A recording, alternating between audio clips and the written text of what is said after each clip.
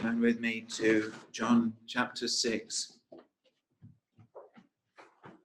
John chapter 6. Now this and the portion that we did not come onto of the Lord walking on the sea, very remarkable miracles, a very remarkable 24 hours for the disciples in particular. And I'd like to concentrate on the lesson or lessons that the Lord taught to the disciples by these signs. Obviously, and God willing, we'll come on to it, it is given, particularly the feeding of the 5,000, to show in very graphic and simple terms that the Lord Jesus is the bread of life, given for the life of the world. And he will go on to explain that in the latter part of the chapter. But he has definite instruction and very important instruction for the disciples, for the apostles. We read elsewhere of him reproving them for, did not you see the 5,000 and then the 4,000, and are your hearts still hard? Do you not understand? And so on. And he was obviously teaching them things which were of great value or would be of great value to them in their lives, but particularly as apostles, and of great help to the people of God in every generation, that the Lord is able to sustain his people. The Lord is able to keep us, no matter what the difficulties are that we face, to uphold and to bless and to be with us in the midst of our difficulties. Now it comes towards the end of what is called his great Galilean ministry. Much of what is recorded in the other Gospels, Matthew, Mark, and Luke. But John simply records in the midst of that time the events in chapter 5. And then this incident, well, wonderful sign of the feeding of the 5,000, recorded in all four Gospels. The only sign that John gives that is recorded in all four Gospels, unless you include the Lord's own resurrection. But and in many ways, a very simple thing to understand, to perceive, and to understand what is meant by it. It comes, we're told, in the spring, verse 4, and the Passover, a feast of the Jews, was nigh. He has returned, we read in the other Gospels, the disciples, the apostles have been sent out to do a preaching journey, as it were, and they have returned to him to tell him how things have gone. And at the same time, they have heard of the very sad and brutal death of John the Baptist in Herod's palace. And the Lord, his intention is to take them, the apostles, by themselves away to a lonely place, as they say, a place where they can be by themselves, so that he can talk with them, receive the information, how things went. He can then teach them or instruct them accordingly. But it is not to be so. We read Jesus went over the Sea of Galilee, which is the Sea of Tiberias. He and the apostles go across to, I believe, the eastern side, to a place called Bethsaida. There are two Bethsaidas, as may be made plain from the different accounts. This one is called Bethsaida Julius, after Caesar's daughter. But he goes, he takes the disciples, but a great multitude follow them.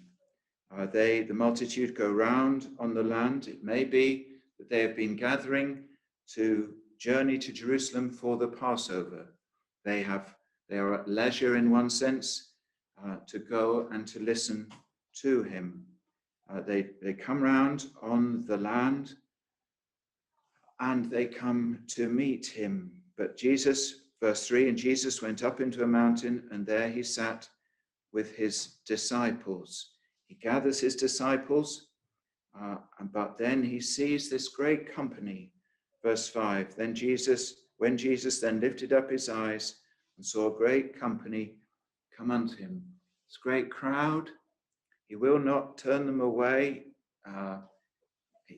We read in the other Gospels, he had compassion upon them because he saw them as sheep without a shepherd. He knew their need of teaching the gospel, essentially. The Pharisees would not teach them the way of salvation, the way of grace, but he saw it as his great burden, rightly so, to point them to the Lord, to be their good shepherd. So he does not send them away, but he spends the rest of the day teaching them, healing the sick, and then what will happen? But firstly, I believe, and you may differ, he asks Philip, when he sees the company, that is the impression given here, when he sees the company coming, he says to him, Philip, whence shall we buy bread, that these may eat? And this he said to prove him, for he himself knew what he would do. Philip answered him, 200 pennyworth of bread is not sufficient for them, that every one of them may take a little. That this great crowd is coming, and the Lord puts to Philip, how are we going to feed all these people as they come to him? And Philip does his maths, and you can do it. 200 pennyworth is 200 denarii. A denarii was a day's wage. So if we were, my mental maths, if we were here in this country and it was the minimum wage, it would be roughly 1,400 pounds, but a lot of money to feed, and it would not, he said, feed all these people. But the Lord, it would appear, has asked him to test him, as it says, to prove him. What would Philip say? And he answers, the Lord does not say that's wrong, but it would appear he simply leaves it. And then we're not given, all goes on, the teaching, the healing in the day, and as we read in the other Gospels, the day is getting late. They haven't eaten, or what food they have had, they have eaten. There is no food for the people. And the Lord would not send them away without some food, lest, as he says, they faint by the way. And so he asked them again, what shall we do? And the disciples, I won't turn to them, but you can look them up in the other Gospels. The disciples give Philip's answer. They say, well, even if we had 200 pennyworth of bread, it is not sufficient for them. And they are for sending the people away into the locality so that they themselves can buy bread. And possibly, this is conjecture, Philip and the other disciples have been discussing this as the day has gone on. How are we going to feed these people? And Philip repeats, 200 pennyworth is not sufficient, and so on. But the Lord knows what he is going to do. And they, in the Lord's overruling, there is this young lad, who has 5 barley loaves and 2 small fishes. 2 fishes, really like we would call sardines, little fishes that one would make a sandwich of. And this is what it would be, garnish upon the loaves, not big fishes, but 2 small fishes. And the Greek is all very plain, precisely what it would be. And that is what there is. And the Lord simply then takes the loaves, he tells them very orderly to sit down. He gets the disciples to organize them into 50s and 100s. We know there is green grass because it is spring and because the other Gospels tell us. And a precious situation. It is early evening. dry green grass, and there the Lord will provide for them a picnic.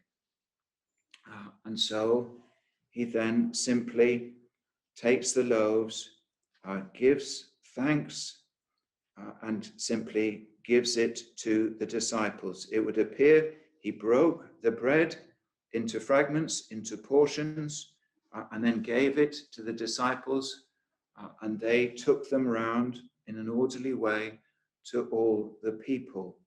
I say it appears he broke the bread because we read they gathered up 12 baskets of the fragments, not of the crumbs, but of the fragments that the people were unable to eat. We read elsewhere that they were all filled, all had sufficient for them, but there were 12 baskets of leftovers. And so they took them, and all the people ate, the 5,000 men and however many women and children with them, many people. And the Lord, in a very simple and a wonderful way, shows, firstly, that he is the bread of life and that he is able to give life and to sustain life. He is the one, he is the Son of God. He is the one who has made all things. He is the one whom we read in Hebrews, upholds all things by the word of his power, sustains the world, provides for all people, all creatures, in one sense, moment by moment. And here he, in a very simple way, shows this to the people, to the disciples, and to the people. And a wonderful sign, wonderful. So it is recorded in all four Gospels, and the people take note.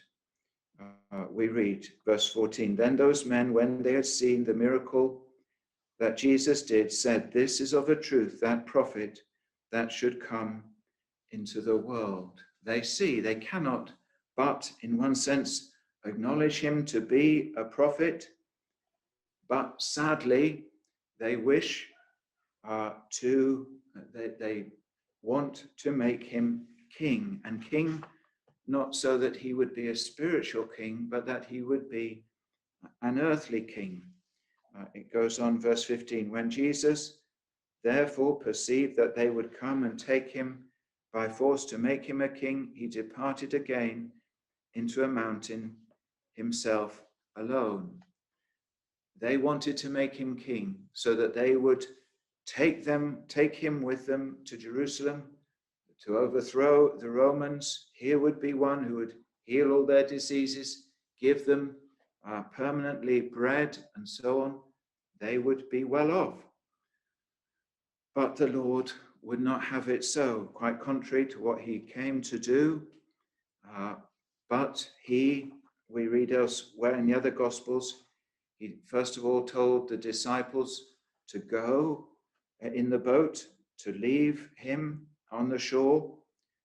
We read he constrained them. He had to not quite force them, but he had to be forcible in his directions to go and to leave and to go in the boat to diffuse the situation.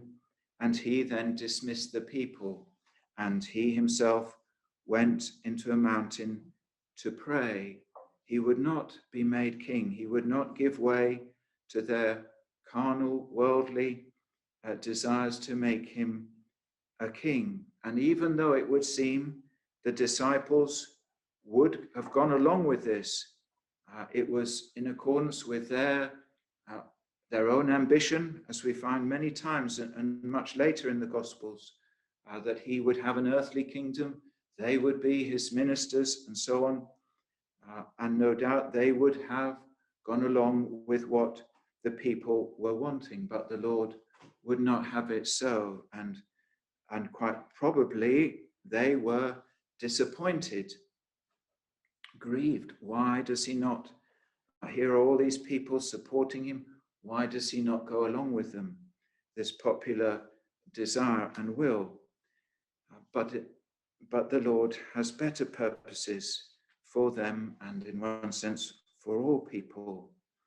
So he is on the mountain himself alone, And then this very wonderful incident, verse 16, and when even was now come, his disciples went down unto the sea and entered into a ship and went over the sea toward Capernaum. And it was now dark, and Jesus was not come to them. And the sea arose by reason of a great wind that blew. So when they had rowed about 25 or 30 furlongs, they see Jesus walking on the sea and drawing nigh unto the ship, and they were afraid. But he saith unto them, It is I, be not afraid. Then they willingly received him into the ship, and immediately the ship was at the land whither they went. Here they are, maybe quite disappointed, and they set off in obedience to his command, and yet it is very hard for them. The wind is against them. They are rowing and hardly getting anywhere. The wind is against them. The sea arose by reason of a great wind that blew, and no doubt feeling downcast. And they have not rowed very far. But the Lord, he is on the mountain. He's obviously been praying, and one can imagine him looking, seeing the disciples in the difficulty, and he will come to them. And he simply walks directly over the waves to the Lord, to the disciples, and encourages them, though they assume it is a ghost, it is a spirit. But he saith unto them, It is I, be not afraid. And as soon as he enters the boat, they are at the land on the other side. And the other accounts, they tell us Peter initially said to the Lord, If it is you, Lord, command me to come to you, which he did. And Peter initially started walking on the water, but as he was fearful, so he sank down. And we read also that the calm came immediately, wonderfully so. But these things all in 24 hours, and all this really, either just the 12, or if there was more than one boat with them, just really the disciples had this second experience, and a wonderfully confirming experience that Christ is the Son of God, and that he is able to meet his people in all their difficulties. But I'd like just to consider really the different lessons that I believe he was trying to teach them. And no doubt they did learn, though not immediately so. We learn that the disciples did not initially understand the meaning of the feeding of the 5,000. Let me just read to you. These are the words Jesus speaks to in Matthew. Let me just read Mark 6, verse 52. He says this in the account of him walking to them on the water. From verse 51, he went up unto them into the ship, and the wind ceased, and they were sore amazed in themselves beyond measure, and wondered, for they considered not the miracle of the loaves, for their heart was hardened. They had been taken up with the people wanting to make him king. They did not see the significance of the miracle of the loaves. And a little further on in Mark chapter 8, after the feeding of the 4,000, the Lord graciously reproves them for again not understanding what was meant by these. They are in the boat going across the sea, and they have forgotten to take bread. They had no more than one loaf with them. And the Lord says to them, Take heed, beware of the leaven of the Pharisees and of the leaven of Herod. And they think he is telling them off because they have not brought bread. They reasoned among themselves, saying, it is because we have no bread. And the Lord is not reproving them for that, though maybe they should have had bread with them, but he is not reproving them for that. He's just warning them about the false teaching of the Pharisees. And verse 17 in Mark 8, and when Jesus knew it, he saith unto them, why reason ye, because ye have no bread? Perceive ye not yet, neither understand? Have ye your heart yet hardened? Having eyes, see ye not, and having ears, hear ye not, and do ye not remember? When I brake the 5 loaves among 5,000, how many baskets full of fragments took ye up? They say unto him, 12. And when the 7 among 4,000, how many baskets full of fragments took ye up? And they said, 7. And he said unto them, how is it that ye do not understand? They did not grasp that he, as the Son of God, was able to meet every need in any situation. He is the one who sustains all things. He is able to sustain them in whatever situation they find themselves. It will be vital, and I'm sure why he makes it so plain and insists upon it in their own ministry, that they will face great opposition and great difficulty. Most of them, we believe, apart from John, died as martyrs for the faith, for the Lord. But they would face great opposition in preaching the gospel, in making it known. Many disappointments, but the Lord would sustain them and is able to sustain them and is able to help and to uphold. He is, after all, the Son of God. He is God. And no doubt the honesty with which they record it shows that they took note and are not trying to hide anything, took note and did, obviously by their own ministries, hold to it. And it's of great encouragement to us. We can be like, and I speak for myself, we can be like Philip.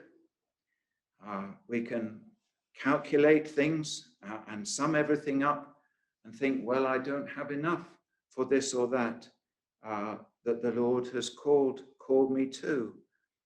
But we forget that the Lord is our helper, that the Lord is our sustainer, that the Lord, he is the Son of God. I'm not saying we shouldn't be prudent, we shouldn't do our sums, we shouldn't budget, whatever it may be, but we can trust in our calculations rather than in the Lord. And he is able to keep and uphold his people. His calculating is not in one sense wrong, but if I may speak mathematically, he leaves one part of the equation out, which is the most important part, which is the Lord. The Lord has infinite resources and he is able to provide and to, as it were, balance the equation so that he can give whatever is necessary to feed the people. And we can be tempted when there is opposition. We see the clouds gathering, but we do well to remember Hezekiah's encouragement that there be more with us than with them. And there may be much power and many people on the side of the world, but the Lord is able to help and to, as it were, balance the equation and to show that he is on his people's side and will keep and bless. And this is, I'm sure, what he is trying to teach the apostles. And it obviously took them a while to learn, to think upon it, but in due time, in their labors for him, undoubtedly trusted him to sustain and to uphold and to keep. And the Lord will do the same for all who put their trust in him. Just speaking from my own experience, the Lord has disappointed me in worldly things, as in one sense, he disappointed the disciples. They had worldly expectations of him becoming king. And certainly one has, or I've had worldly ambitions or seeking worldly goals and gains, and they have been disappointed. But often in such difficulties and trials, the Lord meets with us as he did the disciples, that though we may be laboring seemingly with the wind against us and finding it difficult and cast down, the Lord comes over the sea to meet us. He can meet us in any situation. As he says in Psalm 77, his footsteps are in the sea. Nothing constrains him. He is able to come to his people, however difficult, however bad the situation may be, however low they may feel, he is able to help. But I can say that by the Lord's grace, and it's far from perfect service, the Lord has upheld in the things that he has called me to do. By his grace, I've never had to say I can't. When I've agreed to go to somewhere to preach, I can't go unless I've been totally wiped out and very ill. And the Lord has enabled, though trains are cancelled, though other things happen, the Lord has enabled and helped and continues to do so, and is wonderfully gracious and does provide. Never had to, other than when our sort of salary went right down, had to sort of go back on what we've pledged to give. The Lord has always upheld, provided all that we need, never in one sense showed himself unfaithful.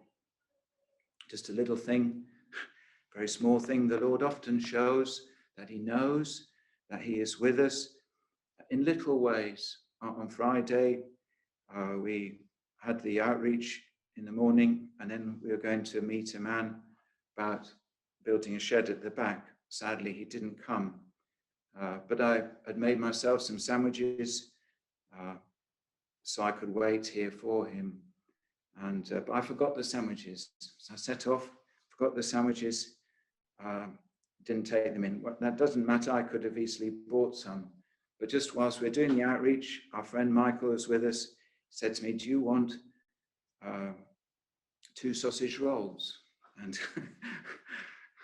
he said this girl, this young Christian girl, had come past and encouraged him, and then had returned some little while later with 2 sausage rolls. And he said, "I don't need," she'd given them to him, "I don't need them. I've got a big lunch at home." So in a little small way, the Lord provides, and the Lord does provide. And I'm sure we can all have testimony of the Lord's goodness and care. And it's just a little thing to encourage us that he knows, and he will help, but he is able to help in the big things as well as the little, and to uphold and to keep in all situations. But let me briefly, just 2 other lessons, I think, from this portion. You may well have heard them before. Firstly, the Lord gives his people humble fare, but filling fare.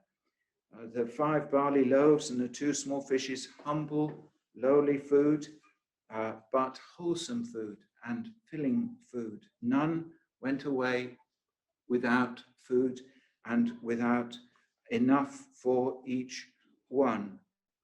And the Lord is the same for his people. We may not have the luxuries of the world, but he gives us something far more precious, which is contentment. He gives us sufficient for all our needs, and he gives us contentment with it, which is much, much better.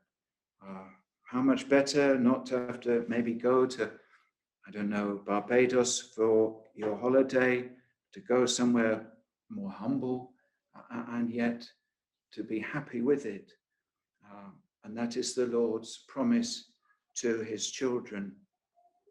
But also, again, often mentioned in relation to it, the Lord can use in his mercy and in his blessing, very humble provision. A lad which had the 5 barley loaves and the 2 fishes, and yet the Lord makes it to feed 5,000 people. We can say at times, oh, I'm not able, I'm not good at teaching, I have no skill in this or that, I'm not gifted in a particular way, maybe to teach in Sunday school or to speak about the Lord.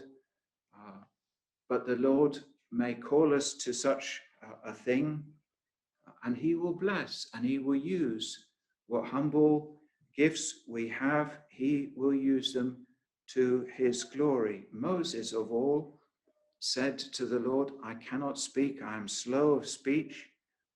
And yet the Lord used him wonderfully.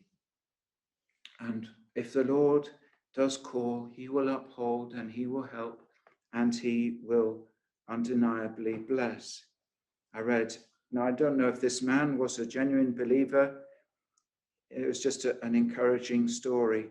An obituary just yesterday of an Ethiopian man. His name was Asfor Yemiru, who was a street child, a boy who lived on the street from the age of 9 in Addis Ababa.